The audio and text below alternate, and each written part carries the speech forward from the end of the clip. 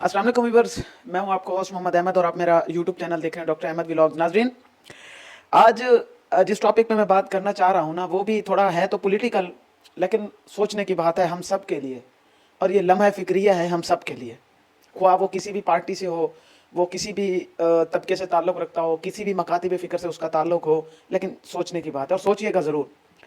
देखिए नाज़रीन, जब लफ्ज़ औरत आ जाता है ना, तो फिर उसमें ये नहीं देखा जाता कि ये किस पार्टी की है, किस फ़िके से है, किस ख़ानदान से है। फिर वो औरत होती है ना, वो गरीब हो, अमीर हो, काली हो, गोरी हो, वो जैसी भी हो, रिस्पेक्ट का जो एलिमेंट है ना, वो डिज़र्व करती है। नाज़रीन, मैं बात कर रहा हूँ रिसेंटली इस्लामाबाद में जो धरना दिया गया पीटीआई की तरफ से, अली अमीन गंडापुर साहब ने जिसे लीड किया, उसमें बहुत सारी पाकिस्तान तहरीक इंसाफ की ख़वातीन वर्कर्स भी शरीक हुई थी। ख़वातीन वर्कर भी शरीक हुई और उसमें जो ख़वातीन हमारी लीडरान थी वो भी शरीक हुई, जिनमें मैं सबसे मतलब के नाम लेना चाहूँगा मोहतरमा सरताज गुल साहिबा का, और साथ में आलिया हमजा साहिबा का, और भी बहुत सारी हैं जिन्होंने पार्टिसिपेट किया। हम शुक्रिया अदा करते हैं उनका कि इस फस्तायत के दौर में भी वो पीटीआई के साथ खड़ी रहीं। नाज़रीन, अभी एक तस्वीर आप देख रहे होंगे मेरी स्क्रीन पर कि सरताज गुल साहिबा नंगे पाँव थाने में बैठी हुई हैं। नंगे पाँव सरताज गुल साहिबा को घसीट कर गिरफ्तार किया गया है इस धरने के दौरान।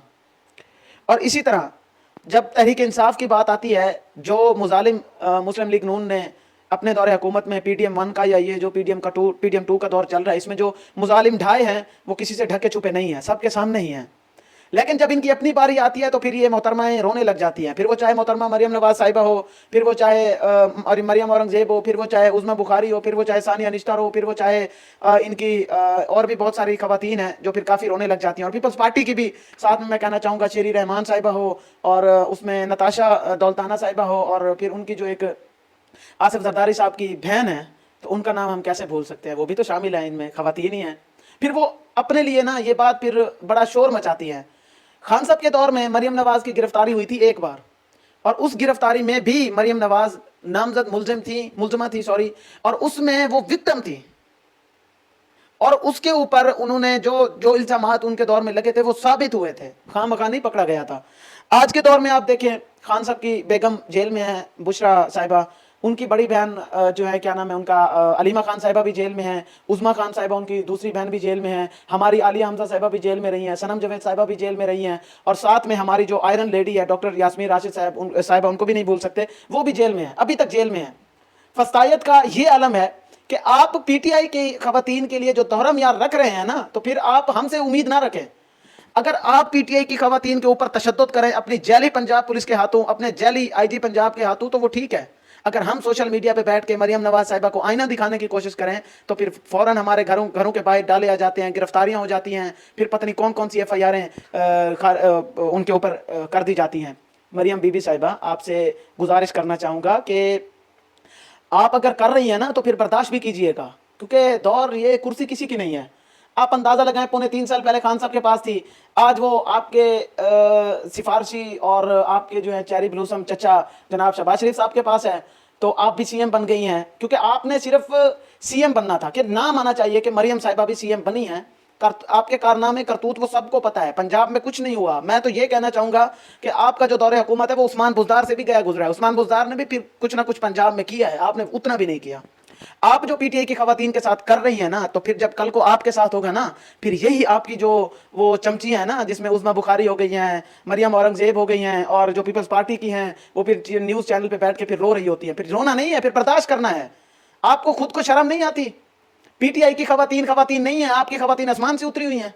पीटीआई की ख़वातीन को आप घसीटें, उनको बालों से पकड़ के घसीटें, उन पर तशद्दुद करें, वो जायज़ है आपके ऊपर। अगर आपके सिर्फ गिरफ्तार किया जाए या आपको आईना दिखाया जाए तो फिर बुरा लग जाता है। वो बात वही है ना कि आईना जो दिखाया तो बुरा मान गए। फिर आपकी हकीकत है, ये आईना देखें और अपना चेहरा क्लियर करें। अगर आपको इस आईने में अपना चेहरा नज़र नहीं ना आता ना, तो अपने चेहरे को साफ करें, शीशे को ना तोड़ें।